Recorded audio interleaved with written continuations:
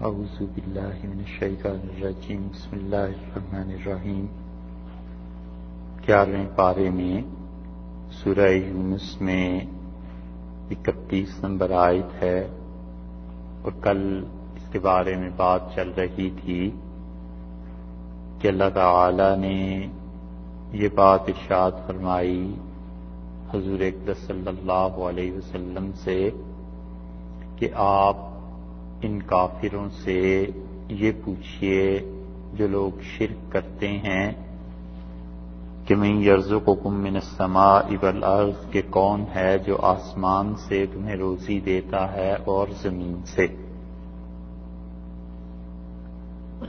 اللہ تعالی کی توحید، اس کی وحدانیت اور اس کے اکیلے لائق عبادت ہونے کے 7 دلائل اس آیت کریمہ میں ذکر فرمائے گئے، اور پہلی دلیل یہی تھی کہ آسمان سے اور زمین سے رزق کون دیتا ہے۔ اور یہ جتنے 7 دلائل ہیں یہ نہیں ہے کہ اللہ تعالی نے بغیر کسی ترتیب کے ہی بیان کر دیا ہو، بلکہ اس میں ایک خاص ترتیب شامل ہے، اور چونکہ انسان کے لیے بہت بڑا مسئلہ اس کے رزق کا ہے، کھانے پینے کا ہے، تو اس لیے پہلی بات یہ ارشاد فرما دی کہ ان سے پوچھئے کہ آسمان سے اور زمین سے تمہیں رزق کون دیتا ہے۔ اور اس کے بعد دوسری بات یہ کی کہ یہ حواس ظاہرہ جن پہ انسان کی زندگی کا دار و مدار ہے، اور اس میں بھی سماعت اور بصارت، خاص طور سے کہ انسان سنتا ہے اور دیکھتا ہے، اگر اس کی سماعت اور بصارت معطل ہو جائے اور وہ نہ سن سکے اور نہ دیکھ سکے تو زندگی کے بہت سے کام اس انسان کے رہ جائیں، اور وہ گویا کہ ایک بیکار آدمی کی طرح ہو جائے۔ تو اس لیے دوسری بات یہ فرمائی کہ حواس ظاہری جو ہیں ان کے متعلق تم بتاؤ کہ اس کا مالک کون ہے۔ تیسری چیز یہ ارشاد فرمائی کہ دیکھو حیات اور موت کا پورا نظام، اس کا مالک کون ہے، زندگی کس کے حکم سے وجود میں آتی ہے اور موت کس کے حکم سے وہاں سے چلتی ہے اور انسان پر صادر ہوتی ہے یا وارد ہوتی ہے۔ اور پھر چوتھی دلیل گویا کہ یہ فرما دی کہ وَمَن یُدَبِّرُ الْأَمْرَ، کون ہے جو مختلف امور کا انتظام کرتا ہے۔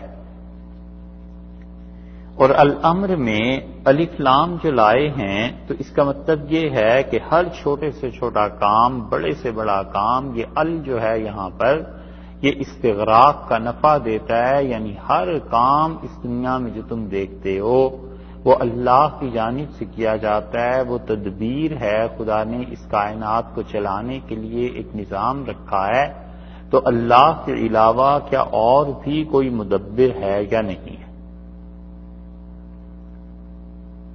اس لیے وہ جو تشریح پہلے عرض کی تھی کہ شاہ صاحب رحمۃ اللہ علیہ نے یہ لکھا کہ اللہ کی توحید کے 4 درجات ہیں، اور توحید خلق میں اور توحید الوہیت میں سارے لوگ اس پہ متفق ہیں کہ اللہ ہی ہے۔ تو یہاں پہ توحید خلق کا بیان ہے کہ ان سب چیزوں کی تخلیق کس نے کی، تو یہ توحید خلق میں تو مشرکین ظاہر ہے کہ اس بات کے قائل تھے۔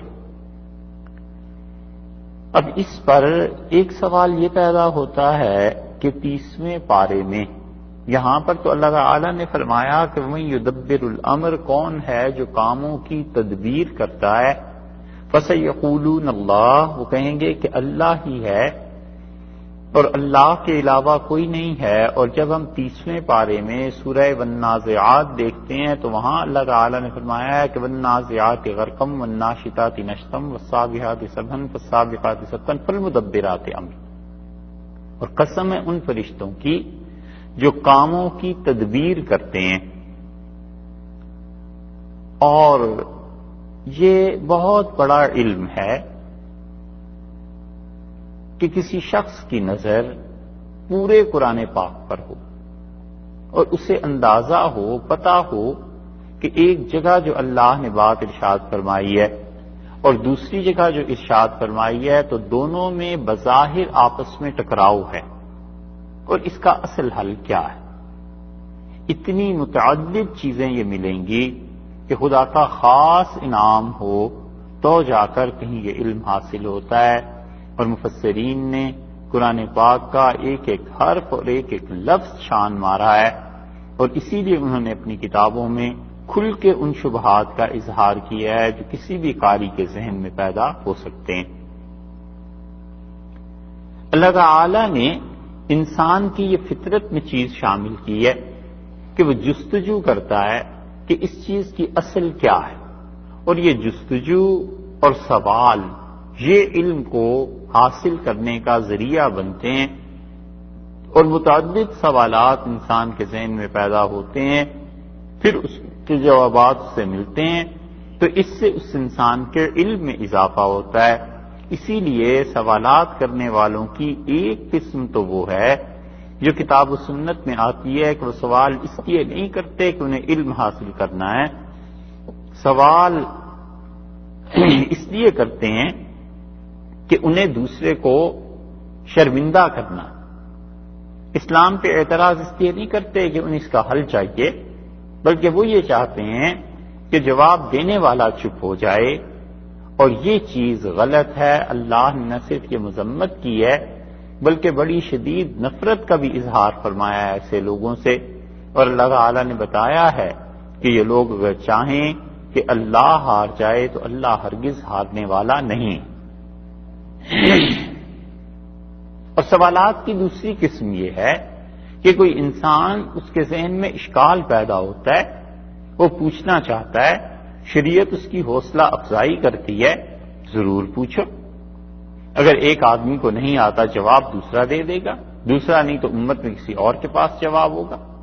اسی لیے متقدمین اور اسلاف سوالات سے نہیں گھبراتے تھے، اور بہت بڑی چیز جو ان کے پاس تھی، چونکہ ان کا نفس لوگوں کے درمیان اور اللہ کی صحیح پیغام کے درمیان حائل نہیں تھا، تو بہت بڑی چیز جو انہیں حاصل تھی وہ کہتے تھے بھائی اس کا جواب نہیں پتا، پوچھ کے بتا دیں گے، پڑھ کے بتا دیں گے، کسی اور سے پوچھ لیں۔ ایسے ایسے بھی تھے جو کہتے تھے کسی اور سے پوچھ لینا اور اس کا جواب جب ملے تو مجھے بھی بتا دینا، ہمارے علم میں اضافہ ہو جائے گا۔ یہ اس لیے کہ ان لوگوں میں کوئی انا نہیں تھی۔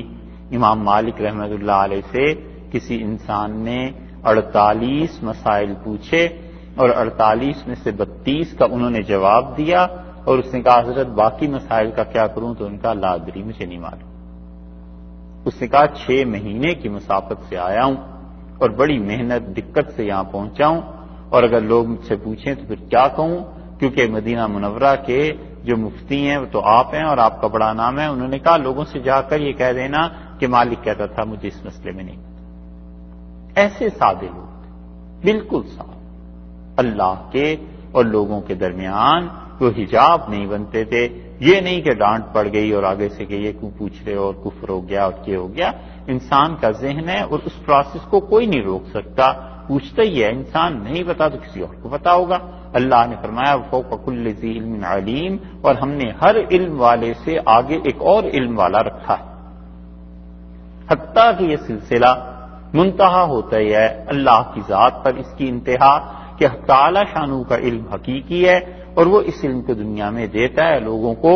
تو کل بھی ایک اس کی مثال گزری کہ یہاں پر اللہ تعالی نے فرمایا تھا 30 نمبر آیت میں کہ وردوا الی اللہ، اور وہ لوگ اللہ کی طرف لوٹائے جائیں گے، مشرکین مولاہم الحق، جو ان کا سچا مولا ہے، ان کا مالک ہے۔ اور اسی کے مقابلے میں دوسری آیت آ گئی تھی کہ اللہ تعالی نے فرمایا تھا کافروں کا کوئی مولا نہیں ہے۔ تو بظاہر ہی متضاد چیزیں تھیں۔ ایسی ہی اس آیت میں بھی ہے کہ من یدبر الامر، کون ہے جو کاموں کی تدبیر کرتا ہے، اور 30ویں پارے میں یہ اللہ تعالیٰ نے فرما دیا کہ والمدبرات امرا، اور کاموں کی تدبیر کرنے والے، کاموں کو چلانے والے، کاموں کو اپنے اپنے انجام تک پہنچانے والے ہمارے فرشتے، ان کی قسم۔ دونوں آیات میں حقیقت ہے، اور فرق یہ ہے کہ یہاں پر حقیقی نسبت اللہ نے اپنی طرف کی ہے کہ دنیا میں کاموں کی تدبیر کون کرتا ہے۔ کون ہے جو یہ پلاننگ کرتا ہے، تدبیر کرتا ہے کہ پہلے یہاں بارش برسے گی، یہاں سے اتنی فصل پیدا ہوگی، یہ فصل فلاں ملک میں جائے گی، وہاں پر قحط پڑے گا اور یہ کھانا اور یہ چیزیں وہاں جا کر استعمال ہوں گی. یہ پوری اس کو آرگنائز کرنا، اس کائنات کے سارے کاموں کو یہ کون کرتا ہے؟ اور یہاں پر فرمایا کہ کافر بھی کہیں گے کہ اللہ کرتا ہے، اور حقیقت میں اللہ ہی کرتا ہے. اب اللہ تعالیٰ اس نظام کو فرشتوں کے ذریعے کرتا ہے، تو وہاں پر نسبت فرشتوں کے ساتھ مجازی طور پر کر دی کہ حقیقی تو حکم اللہ ہی کا ہے، لیکن ظاہر میں چونکہ فرشتے وہ کر رہے ہیں، اس لیے اس کی قسم کھائی کہ وہ فرشتے جو کاموں کی تدبیر کرتے ہیں. اس کی بڑی آسان مثال بھی سمجھ لیں. ایک جگہ اللہ تعالیٰ نے فرمایا، کئی جگہ خلق الموت والحیات، اس سورت کے شروع میں بھی تھا کہ اللہ نے زندگی اور موت کو پیدا کیا. موت بھی اللہ کی مخلوق ہے. اور ایک جگہ ارشاد فرمایا ہے کہ ملک الموت، فرشتہ موت کا، وکل بکم، جو تم پر مسلط کیا جاتا ہے، جو تم پر قابو پاتا ہے، جو تمہاری روح نکالتا ہے. تو ایک جگہ موت کی نسبت فرشتے کی طرف کر دی، ایک جگہ اپنی طرف کر دی. ہیں دونوں باتیں اپنی اپنی جگہ پہ درست. بظاہر انسان اسباب کے نتائج کو دیکھتا ہے، لیکن اسباب پر نتائج حقیقت میں مرتب کرنے والے اللہ ہی ہیں. تو اس لیے یہاں پر فرما دیا کہ ان سے پوچھیے کہ کون ہے جو کاموں کی تدبیر کرتا ہے. فسیقولون اللہ، کہتے ہیں اللہ ہی ہے جو ان سارے کاموں کی تدبیر کرتا ہے، چھوٹے بڑے سب کام اللہ کے اختیار میں ہیں. فقل، آپ ان سے پوچھیے، افلا تتقون، کیوں نہیں بچتے ہو؟ تقویٰ کا اگر لغوی معنی یہاں لیں تو اس کا مطلب یہ ہو گیا کہ تم کیوں نہیں شرک کے افعال سے بچتے؟ جب تمہیں پتا ہے کہ یہ توحید خلق اللہ ہی کے ساتھ ہے تو تم اس سے آگے ترقی کرو، اور آگے کی ترقی یہ ہے کہ توحید الوہیت پہ آ جاؤ کہ اللہ ہی کے پاس جب سارے کام ہیں تو عبادت بھی لہذا اسی کی ہونی چاہیے. اور تم اس کی ترقی کرو، تیسرے درجے میں پہنچ جاؤ. اور شاہ صاحب رحمۃ اللہ نے جو توحید کی 3-4 درجے بیان کیے تھے اس کی طرف اشارہ کر رہے ہیں کہ اللہ کا ان سے بھی مطالبہ یہ کہ تم کیوں نہیں ان شرکی افعال سے بچتے. اگر تقویٰ کا ترجمہ کیا جائے لغت کے اعتبار سے، اور اگر تقویٰ کا ترجمہ کیا جائے اصطلاح کے اعتبار سے، تو پھر ترجمہ یہ بنے گا کہ افلا تتقون، کیا تم نہیں ڈرتے؟ یعنی اللہ کا خوف ہونا چاہیے، ڈر ہونا چاہیے کہ اس شرک کی وجہ سے تم پر عذاب آ جائے گا، اور جو شرک تم کر رہے ہو یہ تمہیں لے ڈوبے گا، تمہاری عاقبت اور آخرت برباد ہو جائے گی. یہ جو چیز اللہ تعالی نے یہاں پر ارشاد فرمائی ہے، مشرکین کو جن چیزوں سے دھوکہ ہوتا تھا اس میں سے ایک چیز یہ بھی تھی کہ وہ ایسی چیزیں دیکھتے تھے جن چیزوں کی وجہ سے ان کا خیال یہ تھا کہ اللہ کے علاوہ اس کائنات میں اور چیزیں بھی مدد کرنے والی ہیں. کل مختلف احادیث میں جو رسول اللہ صلی اللہ علیہ وسلم نے ارشاد فرمایا تھا، دارمی کی روایت میں، کہ وہ آدمی جس نے امیہ نے جو اشعار کہے وہ سچ کہے ہیں. تو یہ ساری عالم غیب کی خبریں ہیں جو انسان تک پہنچتی ہیں. اور جو اوپر آیت گزری تھی 28ویں آیت اور 29ویں آیت، جس میں اللہ نے فرمایا کہ قیامت میں ہم ان دونوں کو الگ کر دیں گے، جو شرک کرتے ہیں اور جن کی پوجا کی گئی تھی سب کو، اور یہ ساری چیزیں سورہ نحل میں تو آ جائے گی اس کی تفصیل، مگر چونکہ یہاں بات آ گئی ہے تو اس لیے ایک بات جو کل عرض کی تھی اس کی ذرا سی تشریح اور عرض کرتے ہیں. اور وہ یہ ہے کہ ہمیشہ اعتدال کے ساتھ چلنا چاہیے، اور انتہا شرعی معاملات میں بہت خرابیاں پیدا کر دیتی ہے. ایک انسان انتہا پر پہنچ کے فتویٰ دیتا ہے کہ یہ سب شرک اور کفر ہے، دوسرا کہتا ہے یہ سب چیزیں جائز ہیں. دیکھنا یہ بھی چاہیے کہ اس کتاب و سنت کے دلائل کے ساتھ ساتھ امت کا تعامل کیا رہا ہے. بہت سے لوگ آپ کو ملیں گے جو یہ کہتے ہیں کہ ہم نے اپنے شیخ کو خواب میں دیکھا، انہوں نے میری مدد کی، فلاں بزرگ جو تھے انہوں نے ہماری مدد کی، فلاں جو ہستی تھی اس نے اس طرح میں بیٹے کی خوشخبری دی اور بیٹا ہوا، فلاں جو ہستی تھی اس نے اولاد کی خوشخبری دی تھی، اولاد ہو گئی، فلاں جو بزرگ تھے انہوں نے یہ بتایا کہ یہاں پر قحط پڑنے والا ہے یا یہاں پر فسادات ہونے والے ہیں اور وہ واقعی ہو گئے. اس قسم کی چیزوں سے ایک گروہ تو وہ ہو گیا امت میں جنہوں نے یہ طے کر لیا کہ ان اولیاء کرام کو اللہ نے ضرور اختیار دیے اور یہ اپنے اختیارات کو استعمال کرتے ہیں، جہاں چاہیں فساد ہو جاتا ہے، جہاں وہ نہ چاہیں فساد نہیں ہو سکتا، جس کو چاہیں اولاد دیں، جس کو چاہیں رزق دیں، ایک پورا طبقہ وہ ہو گیا۔ اور ایک گروہ وہ ہو گیا جنہوں نے سرے سے اس چیز کا انکار کر دیا اور انہوں نے کہا ایسے ہوتا ہی نہیں، اور یہ شیطان ہے جو مختلف شکلوں میں آ کر انسانوں کو گمراہ کرتا ہے، اور تو اور شیخ الاسلام ابن تیمیہ رحمۃ اللہ علیہ نے اس بارے میں بڑے شدید الفاظ لکھے ہیں، وہ انہی کے ساتھ ہیں اور اسی کے قائل ہیں کہ وہ کہتے ہیں ان چیزوں کی کوئی حقیقت نہیں ہے، شیطان آتا ہے اور اپنی طرف سے یہ چیزیں کرتا ہے۔ اب یہ جو دونوں انتہائیں ہیں، اس کے بیچ کا بھی ایک راستہ ہے جو امت میں بہت سے حضرات نے اپنایا ہے، اور خیال یہ ہے کہ بس اس راستے پہ انسان کو رہنا چاہیے، اور جتنے فرقے اب امت میں بن گئے ہیں اب ان کا مٹنا ممکن نہیں، اب یہ نہیں ختم ہوتے۔ اللہ ہی ہے کوئی ایسی صورت تو کرے وگرنہ بس اب تو دعا یہی کرنی چاہیے کہ خدا اس امت میں مزید کوئی نیا فرقہ نہ بنا دے، اور خدا کسی کو توفیق نہ دے اور خدا ہدایت دے، لوگ آئندہ نئے فرقوں کی طرف نہ آئیں، وگرنہ اب تک جتنی تفریق ہو گئی ہے اب ممکن نہیں ہے ان چیزوں کا مٹا دینا۔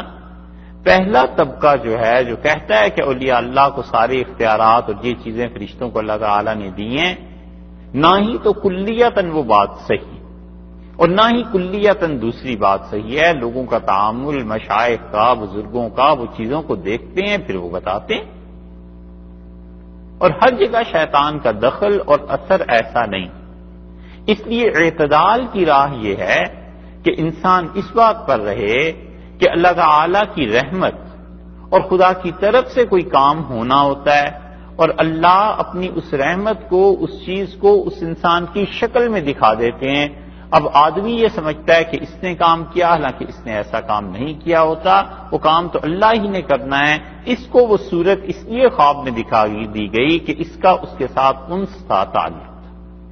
یہ ایسے ہی ہے جیسے قرآن پاک میں حضرت موسیٰ علیہ السلام نے حضرت خضر کے افعال پر یہ کہا کہ یہ کیوں کیا، اس بچے کو کیوں مار دیا، یہ دیوار بنا دی، اس کو کچھ پیسے نہیں دیے، یہ کشتی کیوں توڑ دی، تو انہوں نے کہا وما فعلتہ عن امری، یہ میں نے اپنی طرف سے نہیں کیا ہے، یہ تیرے پروردگار کا حکم تھا اور یہ چیز ہوئی۔ اور صحیح بخاری میں نبی کریم صلی اللہ علیہ وسلم نے فرمایا کہ آئیے روایت کہ خضر علیہ السلام نے حضرت موسیٰ علیہ السلام سے یہ بات کہی کہ میں ایک ایسے علم پر ہوں جو علم تمہیں نہیں ہے، اور آپ کے پاس ایک ایسا علم ہے جو میں نہیں ہوں، تو اس لیے آپ میرے ساتھ کوئی صبر کر نہیں سکیں گے، چل نہیں سکیں گے۔ اور پھر حضرت موسیٰ علیہ السلام سے انہوں نے کہا کہ آپ صبر کر کے میرے ساتھ چلیے تو چلیے، وگرنہ مشکل ہو جائے گی۔ اور پھر وہ طویل حدیث ہے جو بخاری میں متعدد جگہ پر آئی ہے۔ تو سوچنے کی بات یہ ہے کہ یہ سارے کام جو بظاہر ہوتے ہوئے لوگوں کو نظر آتے ہیں، خواب دکھائی دیتے ہیں، کشف میں، اور کبھی کبھی بالکل عالم بیداری میں کوئی آدمی آ جاتا ہے، کوئی روح انسانوں کا جسم اختیار کر کے آ جاتی ہے اور وہ کہتی ہے کہ ایسی چیز ہے، تو اس لیے کلیتاً اس کا انکار ممکن نہیں۔ ہم یہ کہتے ہیں کہ وہ اللہ کی رحمت تھی، ایک صورت میں خدا نے بھیج دی۔ اب دیکھنے والا یہ سمجھتا ہے کہ یہ مشائخ ہیں، حالانکہ انہیں تو خبر بھی نہیں ہوتی، انہیں پتہ بھی نہیں، یہ تو بس خدا نے اپنی مہربانی کی۔ اور یہ اعتدال کی راہ ہے جس پہ بہت سے حضرات گئے ہیں اور چلے ہیں۔ اور اسی طرح بہت اہم بات یہ بھی یاد رکھنی چاہیے کہ یاد رکھیے جس بھی مسئلے کا کتاب و سنت میں واضح طور پر حکم آ جائے، اس کے بعد انسان اپنے خواب، اپنے کشف کی بنیاد پہ کوئی نئی چیز اس میں شامل کرنا چاہے تو وہ باطل ہے۔ بزرگوں کے مکشوفات سے اور کسی شخص کے بھی خواب سے شریعت ثابت نہیں ہوا کرتی۔ شریعت پہلے سے ثابت شدہ ایک امر ہے۔ بڑے سے بڑا آدمی اگر شریعت کے خلاف کوئی چیز دیکھتا ہے تو اسے رد کر دیا جائے گا، اور شریعت کے مطابق کوئی چیز ہے تو وہ ٹھیک ہے۔ اس لیے بہت سے لوگ ایسے کام جو شرعاً درست نہیں ہیں ان میں دیکھتے ہیں کہ فلاں نے یہ کام کیا، فلاں نے یہ کام کیا، فلاں بزرگ آئے تھے انہوں نے مجھ سے کہا یہ کرو، سب غلط باتیں ہیں۔ اگر شریعت اس کے خلاف کا حکم دیتی ہے تو وہی کرنا چاہیے۔ اس کی متعدد مثالیں ہیں. ایک مثال اس کی حضرت مجدد الفسانی رحمۃ اللہ علیہ کے مکتوبات ہیں. اس سے ہم آپ کے سامنے رکھتے ہیں کہ حضرت مجدد الفسانی رحمۃ اللہ علیہ کے زمانے میں کچھ لوگوں نے جو چیز خواب میں دیکھی وہ کیا تھی، اور انہوں نے حضرت مجدد الفسانی رحمۃ اللہ علیہ کے ہاں اور یہ سلسلہ نقشبندیہ کے جتنے اکابر تھے ان سب کے ہاں یہ بات منع تھی کہ وہ کہتے تھے کہ بالکل اشعار جو اچھی آواز سے پڑھے جاتے ہیں یہ بھی نہ پڑھو. اور ان کا اپنا مسلک تھا. وہ کہتے تھے آج ہم ان اشعار کی اجازت دے دیں اچھی آواز سے پڑھنے میں، وہ خدا کی حمد پہ مشتمل ہوں، رسول اللہ صلی اللہ علیہ وسلم کی تعریف پہ مشتمل ہوں، ایسی چیزیں ہوں، تو کل کو اس کے ساتھ ساز اور آواز شروع ہو جائے گا اور یہ چیز شریعت اسے جائز قرار نہیں دیتی. اور نقشبندی سلسلے میں ان حضرات کو بڑا اس بات کا اہتمام تھا کہ کوئی ایسی چیز نہ آئے، اور انہی کے مقابلے میں اسی وقت کے مشائخ وہ کہتے تھے اس میں کوئی حرج نہیں. اور جتنے کام مباح ہیں ان میں حقیقت میں شریعت میں یہی ہوتا ہے کہ مباح کام جو ہوا کرتے ہیں اس کو بعض لوگ جائز کہتے ہیں، بعض کہتے ہیں کہ پہلے ہی روک لو، انہیں اجازت نہ دو ورنہ یہ آگے بڑھ جائیں گے. تمباکو کا پینا مباح ہے کہ یہ قابل کا فتویٰ اس پہ مل جائے گا، کیوں کہتے ہیں تمباکو بھی ایسے ہی ہے جیسے اور چیزیں، پھر کیا سگریٹ پینے کی اجازت دے دی جائے؟ تو بہت سے حضرات ملیں گے جو کہتے ہیں بالکل اجازت نہیں دینی چاہیے، اس سے اس کے حیا اور شرم ختم ہو جائے گی، آگے کو کچھ اور پینا پلانا شروع کر دے گا. اور بہت سے کہتے ہیں بھی تمباکو کھاتے ہو، پان میں پیتے ہیں لوگ، سگریٹ میں اتنی سختی نہیں کرنی چاہیے. اپنے اپنے ذوق کی بات ہے، حالات کی بھی بات ہے. پھر جس کو منع کرنا ہے وہ کیا تربیت کر رہے ہیں اس کی، نہیں کر رہے یہ بھی بات ہے. مختلف فیکٹرز اس میں جمع ہو جاتے ہیں. حضرت مجدد رحمۃ اللہ علیہ کو کسی نے لکھا ہے کہ ہم جو میلاد وغیرہ کی محفلیں منعقد کرتے ہیں، نبی کریم صلی اللہ علیہ وسلم کو دیکھا کہ وہ ان چیزوں سے بڑے خوش تھے. اور دہلی کا واقعہ ہے جہاں پر یہ بات ہوئی ہے. حضرت مجدد الفسانی رحمۃ اللہ علیہ لکھتے ہیں اپنے مکتوبات میں کہ میر محمد نعمان و باز یاران انجائے کے در وقائے حضرت صلی اللہ علیہ وسلم ردیدان. میر محمد نعمان اور بعض ہمارے دوست جنہوں نے اس بات کو دیکھا ہے کہ رسول اللہ صلی اللہ علیہ وسلم انہیں خواب میں ملے کہ عظیم مارکہ مولود بسیار راضی اند، کہ رسول اللہ صلی اللہ علیہ وسلم اس میلاد سے بڑے خوش تھے. برینہا ترک شنودن مولود بسے مشکل است، فرماتے ہیں بڑا مشکل ہے میرے لیے. مخدومہ میرے مخدوم اگر وقائع را اعتبار بود، اگر اس قسم کی چیزوں کا اعتبار کر لیا جائے، وہ برمنامات اعتماد باشد، اور خوابوں پر مسئلے کا اعتماد کر لیا جائے کہ جو کسی کو خواب میں نظر آیا بس کر گزرے، مریدان را با پیران ہیچ احتیاج نہ باشد، مریدوں کو پھر پیروں کی ضرورت ہی نہیں رہتی، پھر کسی کو کسی کی ضرورت ہی نہیں، اپنے پاس سے ہی شریعت بنا لے گا نا. وہ التزام طریقے از ترک ابس میں افتد، اور پھر یہ جو سارا سلسلہ ہے تربیت کا، خواہ وہ کوئی بھی سلسلہ ہو مشائخ کا، یہ سب بیکار پڑتی ہیں چیزیں. ہر مرید موافق وقائے خود عمل خواہد کر، پھر تو ہر مرید جو ہے جو کچھ اس نے اپنی خواب میں دیکھا ہے اس کے مطابق عمل کرنے لگے گا. وہ مطابق منامات خود زندگانی خواہد نمود، اور پھر اس کا یہ طرز عمل ہو جائے گا کہ جو کچھ خواب میں نظر آیا ہے بس اس کو شریعت کر کے عمل کر دے گا. آن وقائع و منامات موافق طریقے پیر باشند یا نہ باشند، خواہ جو کچھ کہ اس مرید نے خواب میں دیکھا ہے اس کے شیخ کی تعلیمات اس کے برعکس ہیں، اس کے رد میں ہیں یا اس کی حمایت میں ہیں، لوگوں کو پرواہ نہیں ہوگی. وہ مرضی او بوند یا نہ بوند، اور اپنے شیخ کی مرضی اس میں شامل ہے نہیں شامل، کیونکہ اسے خواب میں دیکھ لیا نا لہذا خود کرتا پھرے گا. بر ان تقدیر اگر یہ مان لیا جائے کہ خوابوں کے ذریعے ہی شریعت کو ثابت کرنا ہے، سلسلہ پیری اور مریدی برہم میں خورد، تو یہ دنیا میں پیری اور مریدی کے جو سلسلے ہیں سب ختم ہو جائیں گے۔ وہ ہر بھول ہوسے بوضع خود مستقل می گردد، اور ہر کوئی آدمی جو اپنے نفس کا غلام ہے وہ ایسی خوابوں کی بنیاد پر خود کام کرنے لگے گا۔ وہ مرید صادق، اور جو لوگ صحیح ہیں مرید ہیں اپنے مشائخ کے، ہزار وقائرہ، اس قسم کے ہزار خواب، ہزار چیزیں، باوجود پیر، جب ان کے شیخ زندہ ہوں، بنیم جو نمی خورد، ایک جو کے برابر اسے وقت نہیں دیتے۔ بال لے جو ہوتا ہے، فرمایا اگر شیخ زندہ ہو اور ان کے ساتھ تربیت میں رہنا ہے تو اس قسم کے جو خواب تم لوگ بتا رہے ہو، ایسے خوابوں کو ایک جو کے برابر کوئی نہیں اہمیت دیتا۔ وہ طالب رشید بدولت حضور پیر مناماترا اضغاث احلام نشمرت، اور جو شخص صحیح راہ پر چلتا ہے اپنے شیخ کی موجودگی میں، اس قسم کے خواب وہ سمجھتا ہے بیکار اور فضول چیزیں ہیں، مجھے ان خوابوں پہ اپنے دین اور عقیدے کی بنیاد نہیں رکھنی، بلکہ جہاں سے رہنمائی مل رہی ہے وہاں جانا، وہی التفات بآن نمی نمایت، اور کوئی التفات وہ نہیں کرتا ایسے خواب کی طرف۔ شیطان لعین دشمن است قوی، شیطان مردود جو ہے وہ بڑا سخت دشمن ہے انسان کا۔ منتہیان از قید او ایمن نیستن، اور جن لوگوں کو اللہ کا قرب حقیقتاً نصیب تھا وہ کبھی اس شیطان کے مکر سے بے خوف نہیں ہوئے، اور اس کے مکر سے، شیطان کی تدبیروں سے ہمیشہ لرزتے رہے ہیں۔ اور جو لوگ ابھی ان طریقوں کی ابتدا میں ہیں، تربیت کے مراحل میں ہیں، اور جو تربیت کے مراحل کے درمیان پہنچ چکے ہیں، چگویت، ان کے بارے میں تو کہنا ہی کیا۔ جو لوگ حقیقت میں تربیت ہو گئی تھی جن کی، وہ بھی شیطان کے مکر سے ڈرتے تھے۔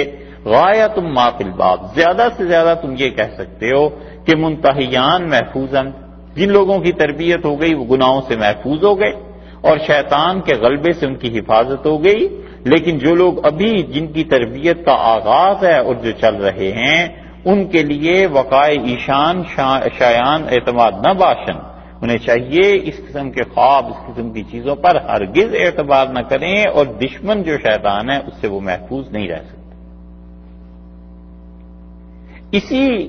اسی مکتوب کے آخر پہ حضرت مجدد رحمۃ اللہ نے کافی طویل خط لکھا ہے، اب یہ سارا پڑھ کے سنانے کے لیے تو بڑا وقت چاہیے۔ فرماتے ہیں یہ جو اچھی آواز سے اشعار پڑھنا ہے، حضرت خواجہ نقشبند قدس روح فرمودند، ہمارے شیخ خواجہ نقشبند بہاؤالدین نقشبند رحمۃ اللہ جہاں سے یہ سلسلہ چلا ہے، وہ فرمایا کرتے تھے کہ ماں نہ انکار می کنیم و نہ انکار می کنیم، نہ ہم یہ کام کرتے ہیں اور نہ ہی انکار کرتے ہیں۔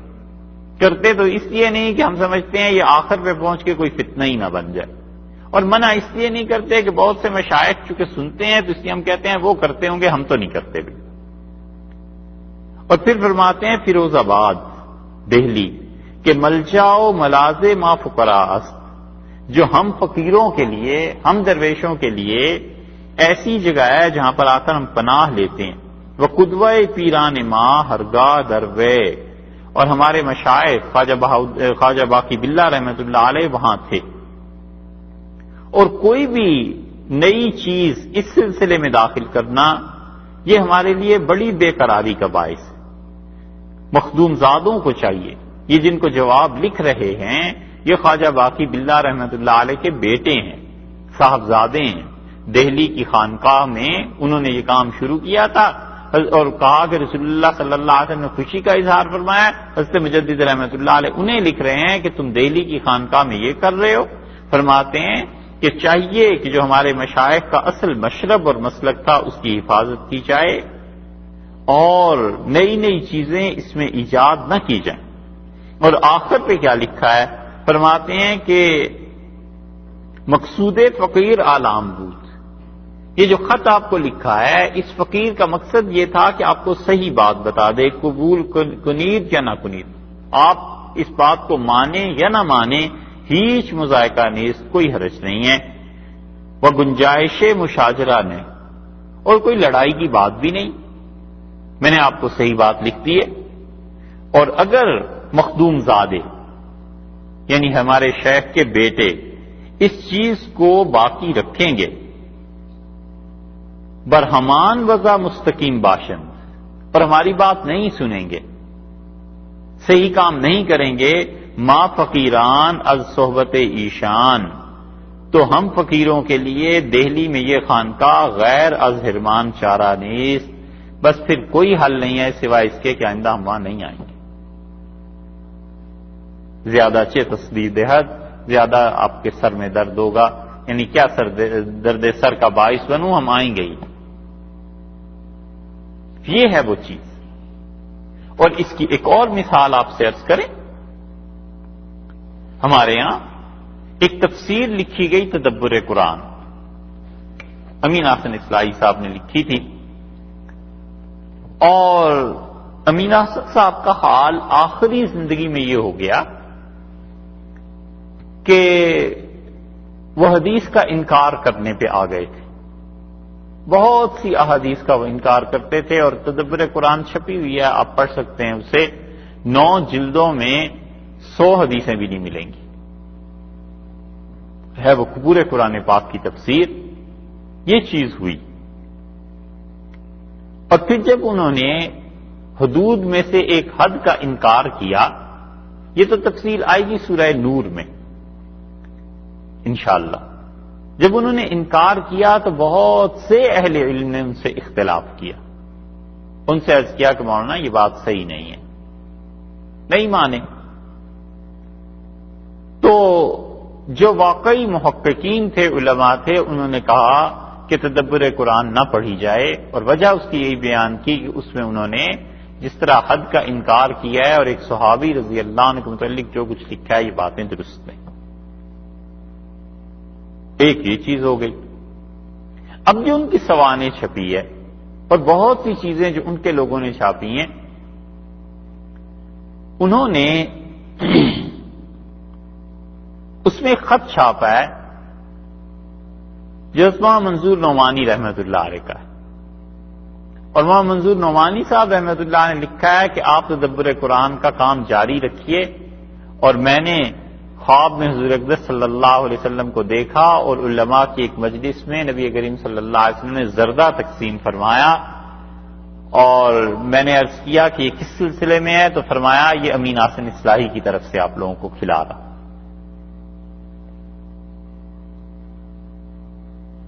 یہ جو خط تھا یہ چھپ گیا ہے، پڑھا ہم نے، تو ہم نے سوچا کہ مولانا منظور نعمانی صاحب رحمت اللہ علیہ اس مقام کے آدمی ہی نہیں تھے کہ وہ کوئی جھوٹ بولتے، اپنی طرف سے گھڑتے، اور دوسری طرف تدبر قرآن کا یہ حال ہے، تو آخر مسئلہ کیا؟ تو خیال آیا کہ تدبر قرآن کا جب آغاز ہوا تھا، جب 1-2 جلدیں اس کی ابتدائی لکھی گئی تھیں، اس وقت کا یہ خط ہوگا، اور اس وقت وہ واقعی ٹھیک تھے۔ یہ تو خرابی آئی ہے بعد میں چل کے، یہ تو تعویل یا توجیہ یا واقعہ امر واقعہ آپ کے سامنے اس لیے رکھ دیا کہ یہ بات ایک ہے، لیکن عام عوام میں جب لوگوں میں بات آتی ہے تو وہ اس خط کو پڑھ کے کہیں گے تدبر قرآن تو بالکل ٹھیک ہے جی، رسول اللہ صلی اللہ علیہ وسلم نے اس کی گارنٹی دی ہے، منظوری دی خواب میں، اور مولانا منظور نعمانی صاحب کو خواب میں آئے تھے۔ عام آدمی تو یہی سوچتا ہے۔ یہ دونوں واقعات حضرت مجدد رحمت اللہ علیہ کی عبارت، اور یہ واقعہ اس لیے آپ سے عرض کیا ہے کہ کبھی بھی جو چیز شریعت سے ثابت ہو جائے کتاب و سنت سے، خواب کسی بھی آدمی کا اس کے برعکس آئے، اس پہ بھروسہ نہیں کرنا چاہیے، نہ گتھی سلجھے اس کی۔ حضرت مولانا منظور صاحب رحمت اللہ نے جو دیکھا وہ سب سچ ہی ہو، اور مولانا امین حسن صاحب اصلاحی نے جو کچھ لکھا وہ سچ ہو نہ ہو، یہ گتھی نہ سلجھے، کوئی حرج نہیں، نہ قیامت میں اس کی پوچھ ہے، نہ قبر میں پوچھ ہے، نہ کوئی شرعی چیز ہے، نہیں گتھی سلجھتی نہ سلجھے۔ ہمیں تو بس وہ چیز دیکھنی ہے جو کتاب سنت اور ائمہ مجتہدین کے اجتہاد سے ثابت ہے۔ ان باتوں کو بقول حضرت مجدد رحمت اللہ علیہ کے آدھے جو کے برابر کوئی نہیں خریدتا، اور یہ اصول ہے وہ تمام خواب جو لوگوں کو دکھائی دیتے ہیں اور رسول اللہ صلی اللہ علیہ وسلم یا کسی بھی شخصیت کو وہ دیکھتے ہیں جو انہیں حکم کرتی ہے شریعت کے خلاف چیزوں کا، تو اس خواب کا کوئی اعتبار نہیں ہے۔ اصل چیز شریعت ہے، اسے ہی دیکھا جائے گا۔ تو مشرکین کو جو ٹھوکر لگی تھی وہ اسی معاملے میں کہ وہ دیکھتے تھے ان چیزوں کو، جنات انسانوں کی صورت میں ان کے سامنے آ جاتے تھے۔ حضرت عمر رضی اللہ عنہ ایک روایت میں آتا ہے، اگرچہ اس کی سند پہ لوگوں نے بحث کی ہے، وہ خود فرماتے تھے کہ میں نے ایک مرتبہ ایک جن کی آواز سنی اور اس نے کہا کہ ایسے ایسے ایک آدمی عربوں میں آیا ہے اور تم اس سے بے خبر ہو۔ تو مراد اس کی رسول اللہ صلی اللہ علیہ وسلم تھے۔ جنات ایسے کام کرتے ہیں۔ اور بیت المقدس میں اب تک وہ عیسائی جن کا تعلق ایک خاص جگہ سے ہے، جن کے لیے آگ نازل ہوتی ہے، شامی نہیں ہے، عیسائی ہیں، ایک خاص فرقہ ہے ان کا، یہ بوسنیا کے قریب وہ جگہ ہے، آرمینیا کے جو عیسائی ہیں ان کے لیے اب تک بیت المقدس میں آگ نازل ہوتی ہے آسمان سے۔ اب یہ تو کوئی تحقیق کرے کہ ان کے کس نبی علیہ الصلوۃ والسلام کے ساتھ اللہ نے وعدہ کیا ہوگا کہ قیامت تک آگ آتی رہے گی۔ ایک خاص جگہ ہے اور وہاں آگ آتی ہے آسمان سے، ہزاروں نہیں لاکھوں لوگوں نے اسے دیکھا اور لوگ جاتے ہیں اس آگ سے مشعل کو روشن کرتے ہیں۔ یہ سب چیزیں ایسی ہیں کہ بظاہر انسانوں کو نظر آتی ہیں، لیکن ان چیزوں کی بنیاد پہ خدا کے قطعی حکم کو نہیں چھوڑا جا سکتا جو وہی رسول اللہ صلی اللہ علیہ وسلم پر آئی ہے۔ اگر یہ چیزیں اس کے مطابق ہیں تو ٹھیک، اگر نہیں ہیں تو ہم ان چیزوں کے زیادہ سے زیادہ یہ کر سکتے ہیں کہ بس پھر خاموش رہیں گے، مگر یہ نہیں ہو سکتا کہ کتاب و سنت کو چھوڑ دیا جائے۔ وگرنہ تو جنات اور شیاطین کو اور مختلف جو چیزیں ہیں ان کو لوگوں کو گمراہ کرنے کا زیادہ موقع ملے گا۔ سورہ نحل میں آگے چل کے اس پہ پھر بات انشاءاللہ آ جائے گی۔ اللہ تعالی نے فرمایا کہ فَقُلْ أَفَلَا تَتَّقُونَ، ان سے کہیے کہ کیا تم ڈرتے نہیں ہو، بچتے نہیں ہو؟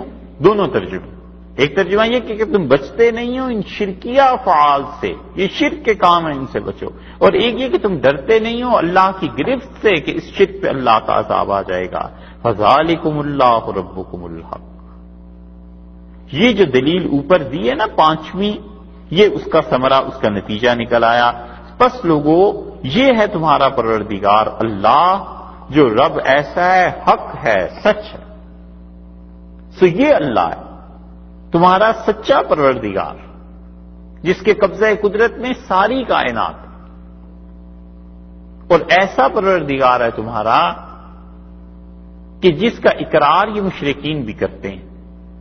یہاں پر پہلے فرمایا فَذَلِكُمُ اللَّهُ، کہ اللہ ہے، اپنا نام اللہ نے ارشاد فرمایا۔ اللہ اس کے ذاتی ناموں میں سے ایک نام ہے۔ اللہ تعالیٰ کا دوسرا ذاتی نام بعض حضرات کا خیال ہے کہ رحمان ہے، اور کچھ حضرات اس طرف گئے ہیں کہ صرف اللہ ہی اللہ کا ذاتی نام، اور جو اس طرف گئے ہیں ان کے پاس بھی دلیل ہے۔ وہ کہتے ہیں کہ اللہ نے فرمایا قُلِ ادْعُوا اللَّهَ، تم اللہ کو پکارو، اب ادعوا الرحمن، یا رحمان کو پکارو، اللہ ہی کے سارے اچھے نام ہیں۔ تو وہ کہتے ہیں اللہ رحمان کے مقابلے میں چونکہ آیا ہے کہ چاہے اللہ کو پکارو چاہے رحمان کو، تو دونوں نام اس کے ذاتی ہیں۔ اور یہاں پر اللہ تعالی نے اپنا ایک نام استعمال فرمایا فَذَلِكُمُ اللَّهُ، یہ ہے ربکم الحق، تمہارا سچا پروردگار۔ حق بمانا سچائی کے، یعنی اوپر جو دلیل ہے اس میں تم غور کرو گے تو اس کائنات میں یہ سارے تصرفات اللہ کے علاوہ کوئی نہیں کرنے والا۔ فَمَاذَا، سو کیا رہ جاتا ہے بعد الحق کے، سچائی کے بعد، إِلَّا الضَّلَالَ، سوائے گمراہی کے۔ سچائی ہے اور اس کے مقابلے میں گمراہی ہے۔ اس سچائی کے بعد کون سی چیز پھر کیا رہا پیچھے، سچ کے پیچھے، سوائے اس کے کہ الا ضلال، گمراہی ہے، بھٹکنا ہے۔ اس کا مطلب یہ ہے کہ درجے دو ہی ہیں، یا تو ہدایت ہے، سچائی ہے، اور یا اس کے مقابلے میں گمراہی ہے، درمیان کا کوئی تیسرا درجہ نہیں۔ اسی لیے فقہا کہتے ہیں کہ جو شخص اسلام سے نکلا وہ کفر میں داخل ہوا، اور کفر کے آگے کتنے دین ہیں، کتنے شعبے ہیں، یہ بہت سے ہیں۔ اور جو شخص کفر سے نکلتا ہے وہ اسلام میں داخل ہو جاتا ہے، درمیان میں کوئی بھی تیسرا درجہ نہیں۔ اور یہ عقیدے کا وہ مسئلہ ہے جو شامی میں، فتاوی عالمگیری میں ہر جگہ لکھا ہے کہ کفر اور اسلام کے درمیان تیسرا درجہ نہیں۔ اسی لیے یہ جو مرزائی ہیں، غلام احمد قادیانی کو نبی ماننے والے، ان کا ایک گروہ ایسا ہے، لاہور کے جو لوگ ہیں، یہ لوگ لاہوری مرزائی جو ہیں وہ مرزا غلام احمد قادیانی کو نبی نہیں مانتے تھے، مجدد مانتے تھے۔ وہ کہتے تھے نبی نہیں تھا، مجدد تھا۔ ہم کہتے ہیں کہ مجدد تو پھر بڑی چیز ہوتا ہے، اسے مسلمان ماننا بھی کفر ہے، اس لیے کہ اس کی اپنی تصریحات دیکھیں نا، تو کہتا ہے میں نبی ہوں۔ ایک غلطی کا ازالہ، بالکل چھوٹا سا ان کا پمفلٹ ہے، 7-8 صفحات کا ہے، بہت چھوٹا سا۔ اس میں انہوں نے یہی لکھا کہ جو لوگ مجھے غلط فہمی سے مجدد سمجھتے ہیں، میں ان کی تصحیح کرتا ہوں، میں تو اصل میں نبی ہوں، میں تو مجدد نہیں ہوں، میں تو اس سے بھی اوپر کے درجے کا ہوں۔ ہم کہتے ہیں اس شخص کو مسلمان ماننا خود کفر ہے، کیونکہ رسول اللہ صلی اللہ علیہ وسلم پر نبوت ہر اعتبار سے ختم ہو گئی۔ اب ایک طبقہ ایسا، کسی نے یہ فتویٰ دیا کہ جناب یہ جو لاہور کے مرزائی ہیں یہ نہ مسلمان ہے نہ کافر، درمیان میں، اور یہ فتویٰ بالکل غلط بات ہے۔ عقیدے میں یہ بات طے شدہ ہے کہ یا تو انسان مسلمان ہے یا کافر ہے، دونوں کے درمیان تیسرا درجہ کوئی نہیں۔ اور یہاں اللہ تعالی نے یہ بتایا ہے کہ حق ہے اور اس کے بعد گمراہی، اور جو غلط چیز ہے، گمراہی ہے، یا تو اسے ٹھیک ہو جانا چاہیے یا مٹ جانا چاہیے، تیسرا تو کوئی راستہ نہیں اس کے لیے۔ کہ کیسے ہو سکتا ہے کہ گمراہی، ضلالت، یہ چیزیں قائم رہیں اور اس کے ساتھ ساتھ اہل حق بھی اس سے خوش ہوتے رہیں؟ اس لیے یا اسے ٹھیک ہونا چاہیے یا مٹنا چاہیے، تیسرا کوئی راستہ نہیں۔ اور اللہ تعالیٰ نے اسی لیے فرمایا فَأَنَّا تُصْرَفُونَ، سو کہاں سے پھر رہے ہو، کدھر پھر رہے ہو، کدھر جا رہے ہو؟ تم سوچو کہ حقائق کیا ہیں اور ان پر ایمان لاؤ، خاص طور پر اس وقت جب رسول اللہ صلی اللہ علیہ وسلم تم میں موجود ہیں اور تمہیں اس دین کی دعوت دے رہے ہیں۔ کذالک، اور بالکل ایسے ہی، یہاں پر کاف جو ہے تشبیہ کے لیے استعمال ہوا نا، کہ ایسے ہی، تشبیہ میں کہتے ہیں نا کہ یہ بچہ ایسے ہی ہے جیسے فلاں کا بچہ ہے، یہ بچہ ایسا گورا ہے جیسے فلاں چیز۔ تو یہ جو کاف ہے تشبیہ کے لیے، کذالک ایسے ہی، کیسے؟ یعنی یہ جو توحید ہم نے اوپر بیان کی ہے، اور یہ جو ہم نے کہا ہے کہ ذالکم اللہ ربکم الحق، یہ جو تمہارا پروردگار ہے اللہ، بس یہی سچا رب ہے تمہارا۔ جس طرح یہ چیزیں حق ہیں، سچائی پہ مبنی ہیں، بالکل ٹھیک اسی طرح حقت کلمت ربکا، تیرے پروردگار کا جملہ، تیرے پروردگار کی بات ٹھیک ہوئی علی الذین فسقوا، ان لوگوں پر جو فاسق ہیں۔ اللہ کا کون سا کلمہ ٹھیک ہوا؟ اللہ تعالیٰ کی کون سی بات ٹھیک ہوئی؟ پہلے تو تشبیہ دے دی نا کہ جس طرح خدا کی بات توحید اور اللہ کی ربوبیت اور اللہ ہی کا رب ہونا، یہ باتیں سچی ہیں، بالکل ایسے ہی ایک چیز سچی اور ہو گئی۔ کیا چیز سچی ہوئی؟ تیرے رب کا کلمہ۔ اللہ کا کلمہ کون سا سچا ہوا؟ وہ کلمہ آگے آ رہا ہے۔ ایک تفسیر تو یہ کی گئی ہے کہ کذالک حقت کلمت ربک، اور ٹھیک تیرے پروردگار کی بات کافروں کے لیے، علی الذین فسقوا، جنہوں نے فسق کیا ہے، ان کے حق میں ٹھیک تیرے پروردگار کی بات پوری ہوئی کہ انہم لا یؤمنون، کہ یہ لوگ ایمان نہیں لائیں گے۔ تو کلمہ سے مراد یہ ہو گیا آخری ٹکڑا کہ رب کی بات یہ پوری ہو گئی کہ یہ جو کافر ہیں یہ ایمان نہیں لائیں گے۔ ایک تو ترجمہ یہ کیا گیا، اور دوسرا ترجمہ یہ کیا گیا ہے کہ کذالک حقت کلمت ربک علی الذین فسقوا، اور تیرے پروردگار کی بات جیسے توحید اور ربوبیت کے بارے میں حق ہے، ایسے ہی وہ اس معاملے میں بھی سچائی پہ مبنی ہے ان لوگوں کے لیے جنہوں نے کفر کیا، کہ انہم لا یؤمنون، کہ ان پر اللہ کا عذاب آ کر رہے گا، انہم لا یؤمنون، کیونکہ یہ ایمان نہیں لائے۔ تو وہ جو کلمہ ہے نا، اصل میں لفظ کلمہ پہ بحث ہے کہ یہ کلمہ کون سا ہے خدا کا۔ یا تو مان لیا جائے کہ یہی ہے جو آخر پہ آیا ہے کہ انہم لا یؤمنون، اور یا یہ مان لیا جائے کہ یہ کلمہ نہیں ہے بلکہ اللہ تعالیٰ نے یہاں ذکر نہیں کیا، صرف اشارہ فرما دیا ہے کہ جو لوگ کافر ہیں ان کے بارے میں تیرے پروردگار کی بات سچی ہوئی کہ ان پر عذاب آئے گا. کیوں؟ انہم لا یؤمنون، کہ وہ لوگ ایمان نہیں لاتے. دونوں طرح ترجمے بھی کیے گئے ہیں، دونوں طرح تفسیر بھی کی گئی ہے. رہ گئی یہ بات کہ علی الذین فسقوا، ان لوگوں کے حق میں جنہوں نے فسق اختیار کیا ہے، تو فسق کا کامل درجہ مراد ہے. فسق کے کامل درجے کا مطلب یہ ہے کہ دیکھیے فاسق کی تشریح تو پچھلی مرتبہ گزر گئی. وہ آدمی جو اللہ کی نافرمانی کرتا ہے وہ فاسق ہو گیا. اب وہ نافرمانی کس درجے کی ہے؟ ایک آدمی صغیرہ گناہ کرتا ہے، معمولی نافرمانی، ایک آدمی کبیرہ گناہ کرتا ہے، بڑی نافرمانی ہوگی، اور ایک آدمی کبیرہ گناہ سے بھی آگے بڑھ کر کفر کرتا ہے تو بہت بڑی نافرمانی ہو گئی. تو یہاں پر اللہ نے چونکہ یہ فرمایا کہ انہم لا یؤمنون، یہ ایمان نہیں لائیں گے، تو اس کا مطلب ہے وہ کافر ہوئے. تو فسق سے مراد یہاں پر کفر ہو گئی کہ تیرے پروردگار کی بات بالکل سچی ہے، ایسے ہی جیسے توحید، جیسے اور چیزیں ربوبیت اس کی، اسی طرح کافروں کے حق میں فاسق کے مراد کافر ہو گئے کہ یہ لوگ ایمان نہیں لائیں گے جب تک کہ خدا کا عذاب نہ آ جائے، یا یہ کہ یہ اللہ کا عذاب ان پہ آئے گا کیونکہ یہ ایمان والے نہیں ہیں. تو جو دلیل اوپر دی تھی اس کا ثمرہ، اس کا نتیجہ یہ نکالا. اللہ تعالیٰ نے ارشاد فرمایا کہ فذالکم اللہ ربکم الحق، تمہارا یہ ہے رب سچا اللہ ہے. اور پھر اس کے بعد بتا دیا کہ یہ لوگ ایمان نہیں لائیں گے. اتنے واضح دلائل کے باوجود اگر کوئی انسان نہیں مانتا تو پھر آپ کو کیا کرنا ہے، اس کا جواب آگے چل کے دے رہے. پھر ایک اور سوال یہاں پر کیا ہے، اور یہ سوال ایسا ہے کہ کفار مکہ سے اس کا جواب نہیں آیا. قل، آپ پوچھئے. یہ اصل میں ڈانٹ، بظاہر تو سوال ہے لیکن حقیقت میں ڈانٹ پڑ رہی. جیسے کوئی بچہ نالائکی کرتا ہے اور باپ اسے کہتا ہے کیا سمجھایا نہیں تھا؟ تو مطلب یہ کہ سمجھایا تو تھا، پھر یہ کیوں ایسی حرکت کی؟ اسی طرح یہ ڈانٹ پڑ رہی ہے. قل هل من شرکائکم، ان سے پوچھئے کہ کیا تم جو شریک اللہ کے بناتے ہو، کیا کوئی بھی ان میں ایسا ہے من یبدأ الخلق، جس نے یہ کیا ہو تمہارے شریکوں میں کوئی بھی ایسا ہے جو پہلے بنائے، من یبدأ الخلق، جس نے تخلیق کی ابتدا کی ہو، ثم یعیدہ، اور پھر اس کے بعد وہ اسے لوٹا دے. کون ہے ایسا؟